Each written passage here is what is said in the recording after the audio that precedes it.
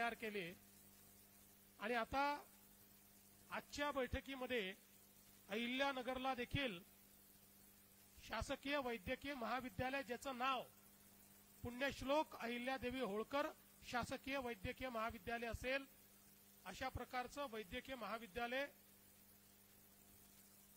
स्थापन करण्याचा निर्णय करण्यात आलेला आहे। त्यासोबत अहिल्यानगरमध्ये खास मुलींकरता आयटीआय, स्वतंत्र आयटीआय मुलींचं हे देखील तयार करण्याचा निर्णय हा करण्यात आलेला आहे।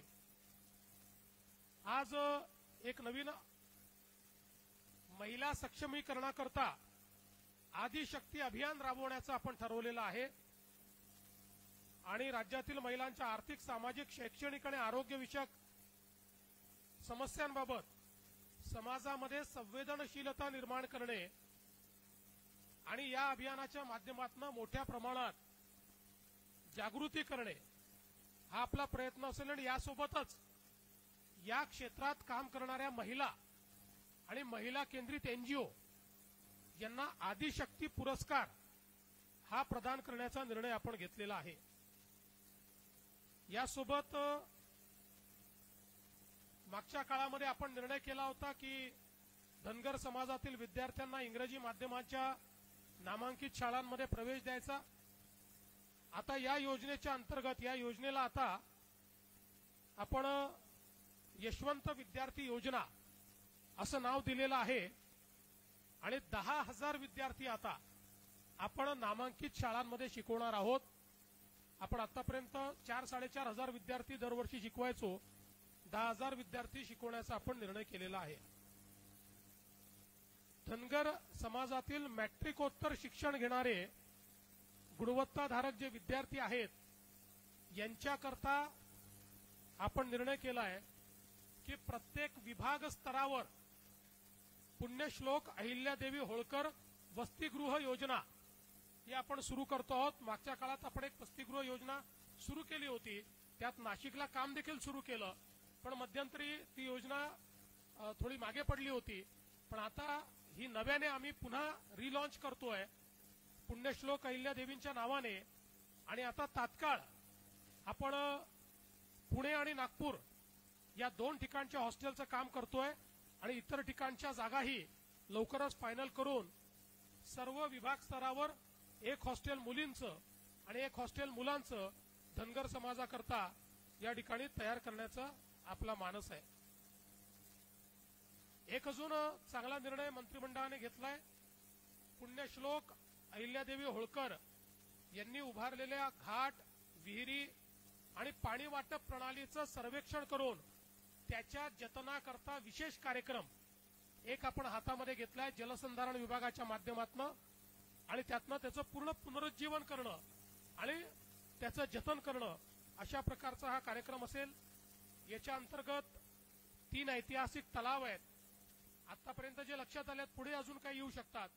चांदवड, त्र्यंबकेश्वर आणि मल्हार गौतमेश्वर जेजुरी, त्यानंतर 19 विहिरी राज्यामध्ये, 6 घाट, 6 कुंड, 34 जलाशय, असं वेगवेगळ्या गोष्टींचं काम हे या संवर्धनाच्या माध्यमातून या ठिकाणी करण्यात येणार आहे। यासोबत अहिल्यानगर जिल्ह्यातल्या राहुरीमध्ये एक दिवाणी न्यायालय हे स्थापित करण्याकरता आपण त्या ठिकाणी दिवाणी न्यायालय वरिष्ठ स्तर याला देखील मान्यता दिलेली आहे आणि आजच्या बैठकीमध्ये आपण नाशिक आणि त्र्यंबकेश्वरला जो कुंभमेळा होतो त्या कुंभमेळ्याचं संचालन करण्याकरता कुंभमेला प्राधिकरणाचा कायदा हा मंजूर केलेला आहे। जसं प्रयागराजला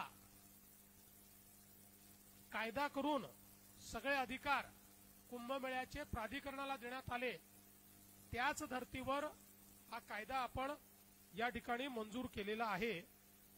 यासोबत आपण आज अहिल्यादेवींच्या या त्रिशताब्दीच्या निमित्ताने एक लोगो हा देखील प्रकाशित केलेला आहे, जो सगळ्या पूर्ण पूर्ण वर्षभर सगळीकडे तो वापरण्यात येईल. एक डाक तिकीट देखील आज जारी करण्यात आलेलं आहे. त्यांच्यावर एक डाक तिकीट जारी करण्यात आलेलं आहे आणि एक प्रेरणा गीत देखील आज या ठिकाणी आपण जारी केलेलं आहे. मला असं वाटतं की ज्या प्रकारे या देशामध्ये पुण्यश्लोक अहिल्यादेवींनी एक प्रकारे सांस्कृतिक पुनरुत्थानाचं काम केलं आणि ज्या समाजाला आपल्या संस्कृतीचा, आपल्या धर्माचा नाव घ्यायची चोरी झाली होती किंवा एक प्रकारे भीती होती, त्या विचारांना, त्या धर्माला, त्या संस्कृतीला पुनर्स्थापित करण्याचं काम या अहिल्यादेवींनी केलं. आणि म्हणूनच आम्ही हा निर्णय केला की त्यांच्या त्रिशताब्दीच्या निमित्ताने चोंडीमध्ये त्यांच्या जन्मगावी ही बैठक झाली पाहिजे. आणि अनेक महत्वाचे निर्णय जे मी आपल्याला सांगितले आपण घेतले आहेत. केवळ एका बैठकीत निर्णय करून आम्ही थांबणार नाही आहोत. वर्षभर अजून अनेक उपक्रम. मगाशी शिंदे साहेबांनी कॅबिनेटमध्ये मंत्रिमंडळ बैठकीत त्या ठिकाणी विषय मांडला की आपल्या करिक्युलम मध्ये आपण जे मुलांना शिकवतो त्याच्यामध्ये अहिल्यादेवींचा धडा तर आहे, पण तो अधिक प्रभावीपणे त्यांनी केलेल्या कामाच्या पद्धतीनं कसं आपल्याला शिकवता येईल अशा प्रकारचे बदल त्यात केले पाहिजेत. अनेक सूचना या ठिकाणी आलेल्या आहेत. त्यानुसार आज आम्ही ही बैठक पार पाडलेली आहे. या निमित्ताने मी शिंदे साहेबांना विनंती करतो की शिंदे साहेबांनी आपल्याला संबोधित करावं.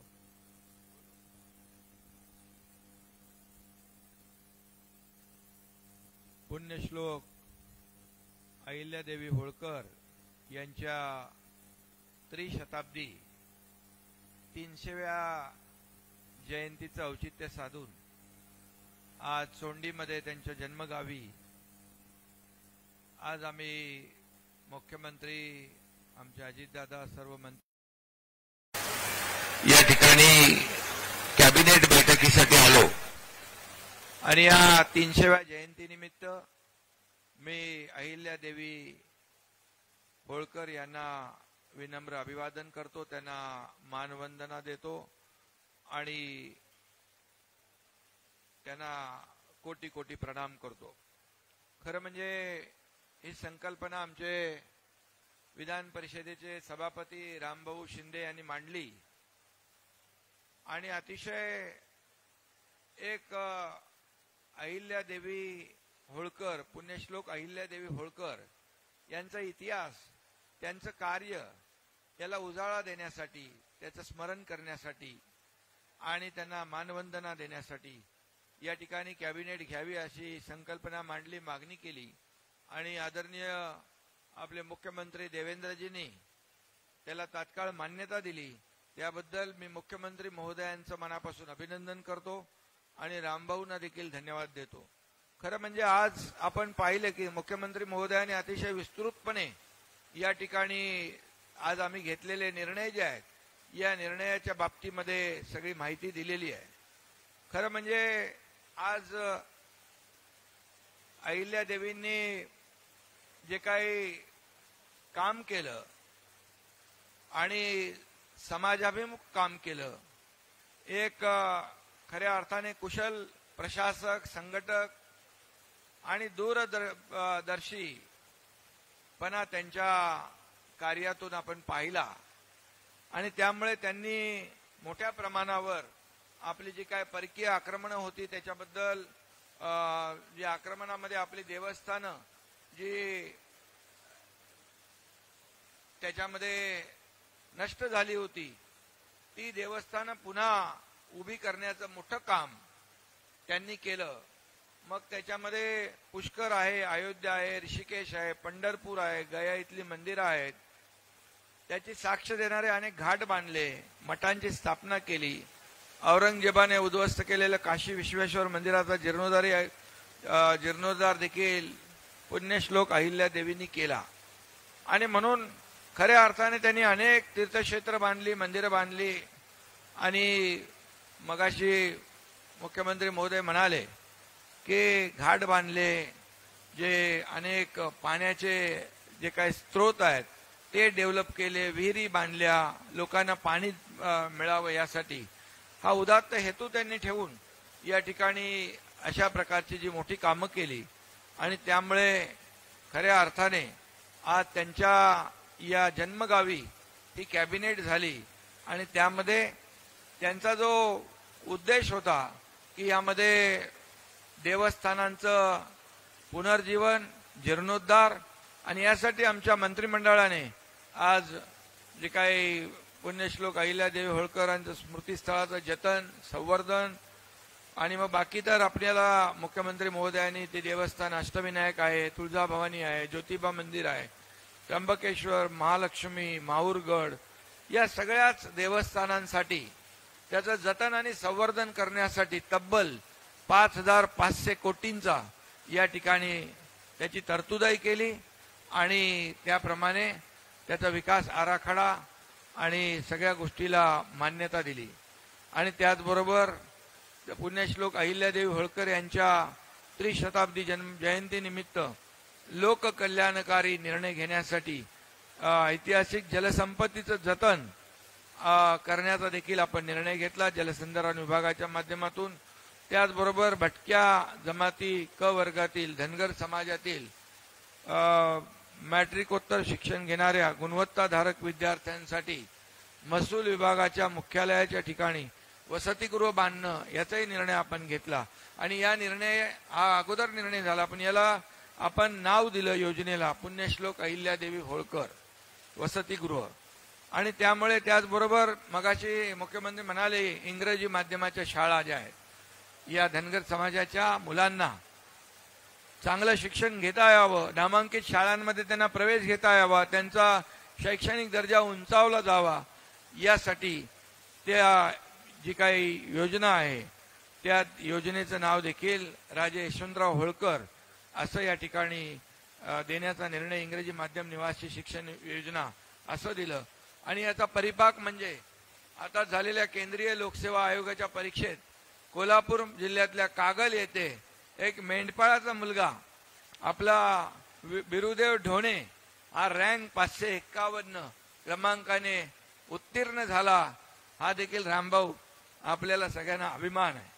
आणि म्हणून यासाठी आपण जे काही त्यांचं कार्य पुण्यश्लोक अहिल्यादेवींचं आहे त्याचं स्मरण करणं, ते पुढच्या पिढीपर्यंत पोहोचवणं, हा इतिहास आपण तरुण पिढीला ऊर्जा आणि प्रेरणा देणारा ठरावा यासाठी आजची कॅबिनेट खूप महत्वाची होती. मेडिकल कॉलेजचा देखील आपण निर्णय या ठिकाणी घेतला. अहिल्यादेवींवर बहुभाषिक चित्रपटाच्या बाबतीमध्ये सांगितलं की बहुभाषिक चित्रपटाच्या माध्यमातून संपूर्ण देशभरात त्यांचं काम होतं आणि म्हणून सगळ्यांनाच त्यांचा इतिहास कळावा, त्यांच्या कार्याची महती कळावी आणि तरुण पिढी, नवीन पिढी, मुलांना, विद्यार्थ्यांना सगळ्यांनाच एक त्यांचे जे काही कार्य आहे त्याचं स्मरण आणि जतन करता यावं यासाठी हा निर्णय देखील घेतला. त्यामध्ये मी देखील सूचना केली, आपला शालेय विद्यापीठ अभ्यास आहे त्यामध्ये देखील यांचा पुण्यश्लोक अहिल्यादेवींचा धडा आहे पण तो एकदम विस्तृतपणे पूर्ण त्यांनी काय काय केलंय हे शेवटच्या घटकापर्यंत जाणं आवश्यक आहे. आणि शालेय शिक्षण विभागाने देखील शालेय अभ्यासक्रमामध्ये विस्तृतपणे त्यांचा इतिहास या ठिकाणी घ्यावा अभ्यासक्रमामध्ये आणि संपूर्ण जगाला त्यांचा इतिहास कळावा. आणि म्हणून आजचं जे अनेक निर्णय आपण घेतला, औद्योगिक प्रशिक्षण संस्था इथं सुरू होती आहे आणि अहिल्यादेवी होळकर मला आठवत आहे, मला वाटतं आपण 1 मे 2023 इकडे 31 मे 2023 आम्ही इथे आलो होतो तेव्हा मी मुख्यमंत्री होतो, देवेंद्रजी व्यासपीठावर होते आणि मग इथल्या सर्वांची मागणी होती की या अहमदनगरचं नाव बदलून अहिल्यादेवी नगर करावं आणि तिथंच आपण ते जाहीर केलं. आणि मला समाधान आहे आपण अवघ्या किती 16 महिन्यामध्ये केंद्राने देखील देवेंद्रजींनी देखील तिकडे पाठपुरावा केला आणि केंद्राने देखील अवघ्या 7 महिन्यात त्याला मान्यता दिली आणि आज आपण पुण्यश्लोक अहिल्यादेवी नगर असं अधिकृतपणे या ठिकाणी तो निर्णय घेतला। जसा धर्मवीर संभाजीनगर आणि धाराशिव आपण निर्णय घेतला, हे देखील एक ऐतिहासिक निर्णय आहे। आणि म्हणून या माध्यमातून समाजाची जी भावना आहे, ही भावना आपली जी काय समाजाभिमुख आपण काम करतो, सर्वसामान्यांचं सरकार म्हणतो, आणि म्हणून आपलं जे काय महापुरुष आहेत, आपला जो इतिहास आहे, त्याचं जतन करणं, संवर्धन करणं हे आपलं कर्तव्य आहे। आणि मग अनेक मागण्या या ठिकाणी आल्या।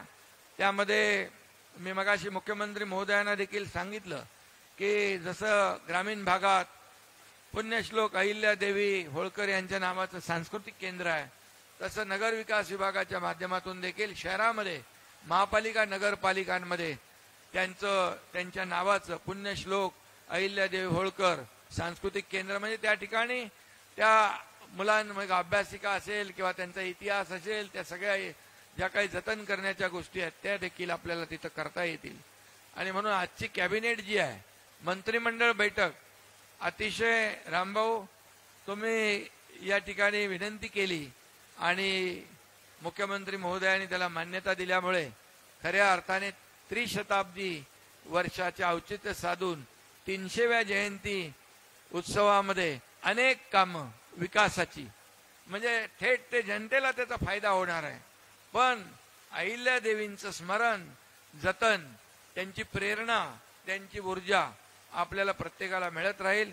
यामुळे सर्व पत्रकारांना देखील आज मी या जयंतीनिमित्त शुभेच्छा देतो। आपल्या सगळ्या पत्रकार मित्रांचं स्वागत। पुण्यश्लोक अहिल्यादेवी होळकरांच्या या 300व्या महोत्सवाच्या निमित्तानं, जयंतीच्या निमित्तानं जो काही कार्यक्रम राज्य सरकारने हातामध्ये घेतलाय, तो राज्याच्या मुख्यमंत्र्यांनी, उपमुख्यमंत्र्यांनी दोघांनी सांगितलेला आहे। अख्खं मंत्रिमंडळ त्या मताशीच आहे, तीच आमची भूमिका आहे। धन्यवाद।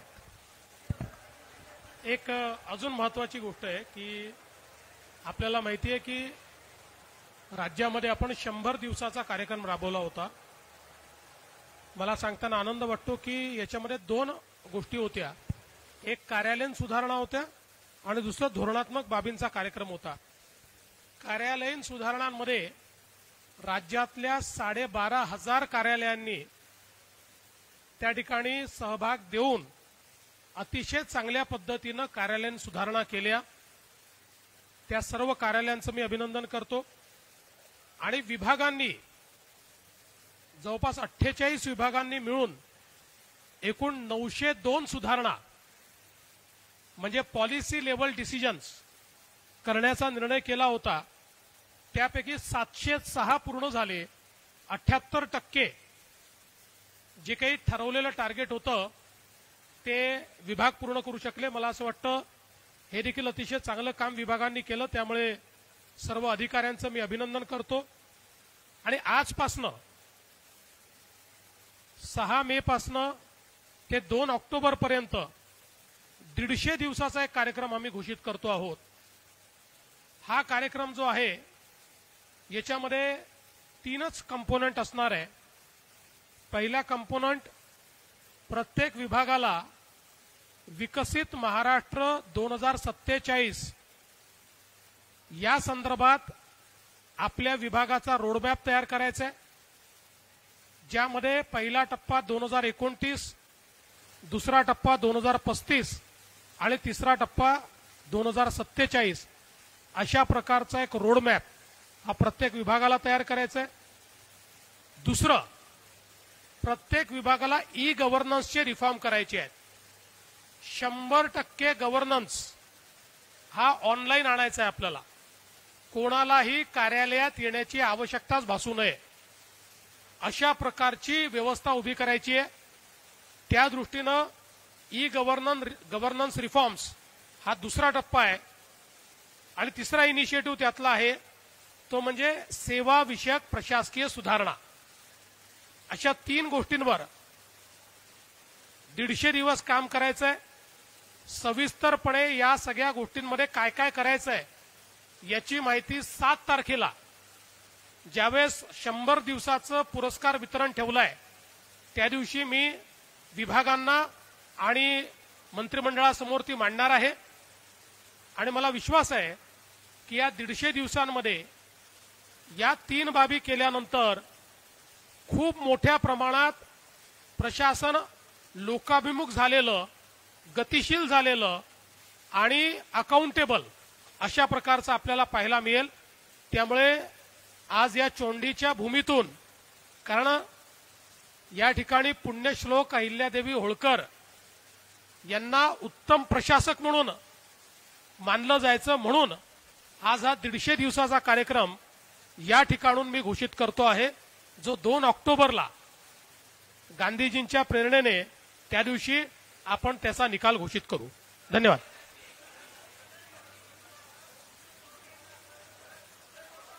एक एक करून विचारा, काहीच ऐकू येत नाही.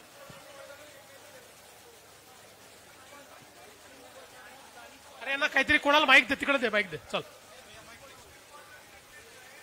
सर, सुप्रीम कोर्टाने, आम्हाला अतिशय आनंद आहे की सुप्रीम कोर्टाने, सर्वोच्च न्यायालयाने 4 महिन्यामध्ये स्थानिक स्वराज्य संस्थेचा निवडणुका घेण्याच्या संदर्भात त्या ठिकाणी आम्हाला परवानगी दिली, आदेशित केलं. सर्वोच्च न्यायालयाच्या निर्णयाचं आम्ही मनापासून स्वागत करतो आणि आम्ही निवडणूक आयोगाला विनंती करणार आहोत की निवडणूक आयोगाने तात्काळ या संदर्भात सगळी तयारी करावी. एक अजून महत्वाची गोष्ट आहे की निवडणूक आयोगाने एक अजून आमची मागणी जी आहे ती मान्य केलेली आहे. ओबीसी आरक्षणाच्या संदर्भात बाठिया आयोगाच्या पूर्वीची स्थिती असणार आहे. त्यामुळे या निवडणुकांमध्ये ओबीसीचं पूर्ण आरक्षण हे देखील लागू असणार आहे. मला असं वाटतं याचं देखील मी आम्ही अतिशय मनापासून स्वागत करतो. सर, देशात मॉक ड्रिल होणार आहे उद्याला, राज्यामध्ये उद्याला मॉक ड्रिल होणार आहे का? कुठे कुठे होणार, कशा प्रकारे होणार आणि काय नेमकी परिस्थिती आहे, काय नेमकं? केंद्र सरकारने सगळ्या राज्यांना मॉक ड्रिलच्या सूचना दिलेल्या आहेत. ही मॉक ड्रिल कुठे करायची आणि कशी करायची या संदर्भात आज सकाळी 10:30 वाजता केंद्रीय गृह सचिवांनी सर्व राज्याच्या प्रमुखांशी चर्चा केलेली आहे. त्याचप्रमाणे महाराष्ट्रात देखील त्याचा प्लॅन झालेला आहे. तशा प्रकारची मॉक ड्रिल ही करण्यात येणार आहे. मला असं वाटतं की अशा प्रकारच्या मॉक ड्रिलचे खूप जास्त डिटेल्स जर आपण सांगितले तर मग ती ड्रिल कशी राहील? सगळ्याच गोष्टी माहिती असल्या तर ती मॉक ड्रिल कशी होईल? आणि म्हणून मला असं वाटतं एवढं पुरे आहे की महाराष्ट्रात ही मॉक ड्रिल होणार आहे. सर, जलजीवन सर पाणी टंचाईबद्दल सर जलजीवन मिशनची जी कामं आहेत, काही कंत्राटदारांनी अर्धवट कामं ठेवलेली आहेत. लोकशाहीने या संदर्भात यवतमाळमधील भीषण वास्तव समोर आणलंय. महिलांना पाणी टंचाईसाठी वणवण करावी लागते. अहिल्यानगरमध्ये सुद्धा तीच परिस्थिती आहे. या कामांच्या बाबतीमध्ये काय आदेश दिलेत येतील? यापूर्वीच या संदर्भात मी सांगितलेलं आहे. मंत्रिमंडळात याची चर्चा झाली. त्यानुसार ज्या योजना अर्ध्या राहिलेल्या आहेत त्याचं नव्याने एस्टिमेट तयार करणे, त्याला फेर प्रशासकीय मान्यता घेणे आणि त्या योजना पूर्ण करणे याला प्राधान्य देण्यात येणार आहे. सर, निवडणूक आयोगाच्या बाबतीत तुम्ही सगळं तूच विचारशील तर बाकीच्यांना एक शेवटचं सर 4 महिने पावसाळ्याचे आहेत. तुम्ही ज्या प्रकारे स्थानिक स्वराज्य संस्थांच्या निवडणुका सांगत आहात, स्थानिक स्वराज्य संस्थेच्या निवडणुकीत महायुती एकत्रित असेल. काही एखाद्या ठिकाणी एखादा वेगळा निर्णय स्थानिक स्तरावर होऊ शकतो, पण ओव्हरऑल पॉलिसी म्हणून महायुती एकत्रित लढेल. दुसरा विषय दुसरा एक विषय असा आहे की तुम्ही आज पहिल्यांदा स्वातंत्र्यानंतर ग्रामीण भागामध्ये मंत्रिमंडळ मीटिंग होतीये. आज या निमित्ताने अहिल्यानगर जिल्ह्यावर विकासाचा वर्षाव झालेला आहे. अशा पद्धतीने तुम्ही इथून पुढे अन्य कुठं ग्रामीण भागात मीटिंग घेणार का? म्हणजे सरकार आपल्या दारी असं होणार का? आम्ही मुंबईत बसूनही विकासाचा वर्षाव करू शकतो. त्यामुळे रेग्युलर बैठका मुंबईतच होतील. पण अहिल्यादेवीची त्रिशताब्दी हा एक अत्यंत महत्वपूर्ण अशा प्रकारचा पर्व आहे, म्हणून या ठिकाणी आपण घेतली आहे. यापुढे कुठे अशा प्रकारचा एखादा पर्व असेल तर घेतली जाईल. चला, थँक्यू, धन्यवाद. सर